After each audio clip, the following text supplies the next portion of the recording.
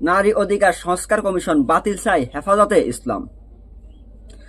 আমরা বলি এটা শুধু হেফাজতে ইসলামের দাবি নয়, এটা বাংলাদেশের আপামর জনতা যারা এই ভূখণ্ডে ইসলামকে ধারণ করে, লালন করে, সে সমস্ত আমাদের ভাই এবং বোনদের এই একই আহ্বান।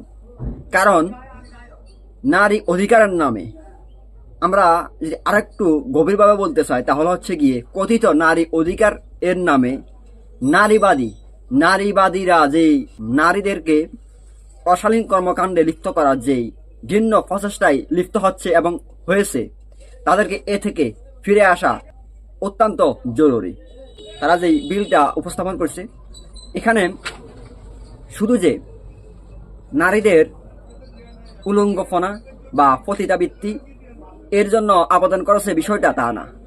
তারা একদিকে যেমন অশ্লীলতাকে সর্বব্যাপী প্রসার করার জন্য দাবি তুলেছে, তেমনি আরেকটিভাবে ইসলামের শরিয়া নীতিতে নারীদেরকে যে সম্পত্তি বন্টনের ক্ষেত্রে যে আইন দেওয়া হয়েছে তাকেও তারা বৃদ্ধাঙ্গুলি দেখিয়েছে। এখন কথা হচ্ছে, তারা এই শক্তি সাহস পায় কোথা থেকে?